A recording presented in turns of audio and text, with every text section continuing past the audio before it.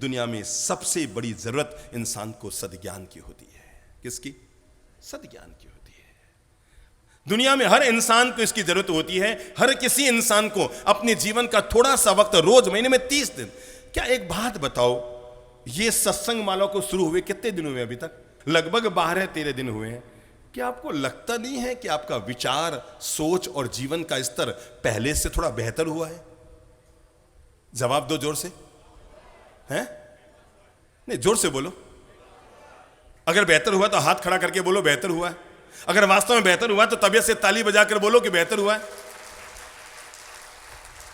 मैं आपको इतना सा अनुरोध कर रहा हूं, अगर केवल 13 दिन की बातें हमारे मन मस्तिष्क को निर्मल कर सकती है, ज्ञान की गंगा का प्रवाह हमारे दिमाग में चल सकता है, भीतर का कचरा बहकर बाहर जा सकता है। जबरदस्त हुआ रे उदयपुर में तो, ऊपर से बरसा जमकर पानी और टाउन हॉल मैदान में आई प्रभु की वाणी, और इन दोनों ने मिलकर शहर को खुशियों से भर दिया। मैं आपको कैसे बताऊं, लोगों के दिलो दिमाग इतने आनंद और खुशियों से भर गए हैं। इसलिए मैंने कहा किसी भी इंसान को उसके जीवन में रोज जिस चीज को हासिल करना चाहिए, रोज जिस चीज कमाई करनी चाहिए, रोज अपने जीवन में इस चीज को हासिल करना चाहिए, और वह है सद्ज्ञान को।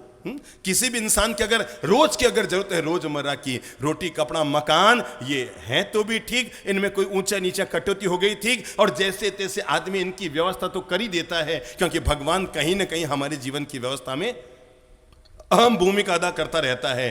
तो पर एक चीज के लिए हमें व्यक्ति को पुरुषार्थ करना चाहिए, वो है सद्ज्ञान। आपने कभी सोचा कल आपको किताबें क्यों मिली? इस पवित्र भावना के साथ कि खुदा न खास्ता 5 महीने बाद तो हम चले जाएंगे, लोगों के दिमाग में ज्ञान रहेंगे, पर हमारे जाने के बाद भी उन्हें सद्ज्ञान की अगर जरूरत हो, रात को 12 बजे भी अगर आपको अपने गुरु महाराज से मिलना हो तो आप उनके रूम और कक्ष में तो नहीं जा सकते, पर अपने सिरहाने एक पवित्र किताब लेकर जरूर सोया करो, ताकि रात को 12 बजे भी अगर आपकी इच्छा हो गई मुझे चंद्रप्रभु जी महाराज से मिलना है, उनकी किताब को खोलो, कोई भी एक पन्ने पे आ जाओ, लगेगा उनकी वाणी ही तो उनके जीवन का दर्शन बन जाती है हमारे लिए।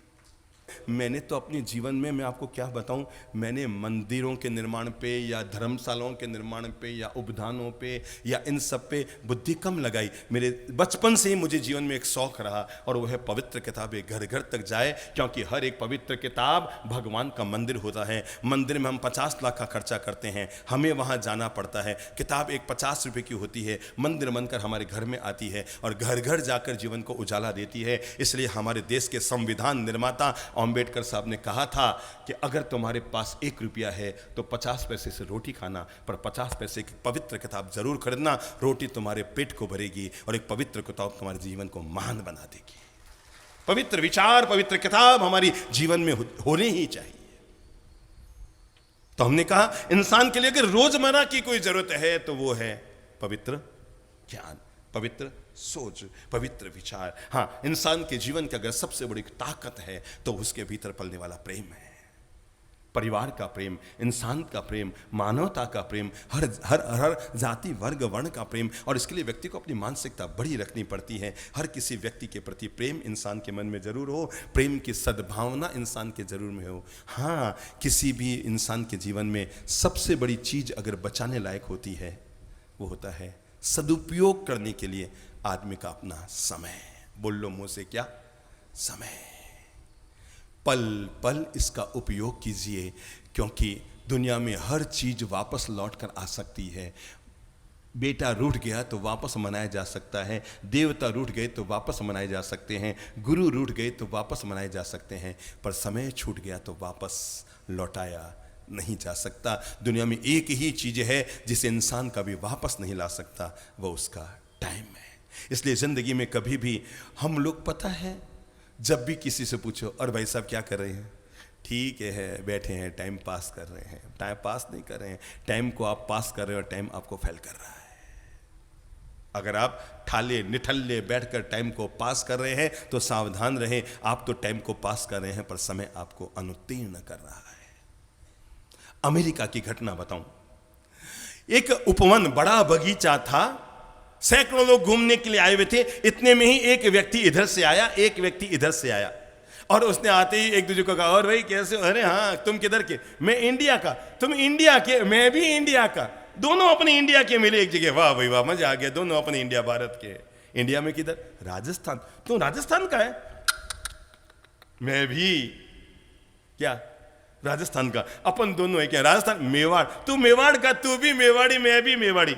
तो मेवाड़ उदयपुर, तुम उदयपुर में रहता है क्या? भगवान ने मेल मिलाया, तुम भी उदयपुर का और मैं भी उदयपुर का। उदयपुर में किधर? हिरणमगरी में।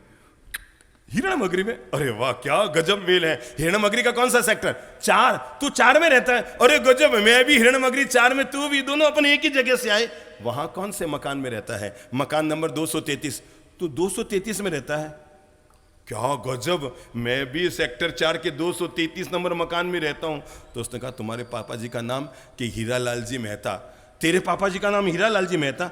मेरे पापा जी का नाम भी हीरालाल जी मेहता। तो लोगों ने पूछा बे तुम कर क्या रहे हो? उसने कहा कुछ नहीं, टाइम पास कर रहे हैं, दोनों भाई भाई हैं बस। दोनों सगे क्या है?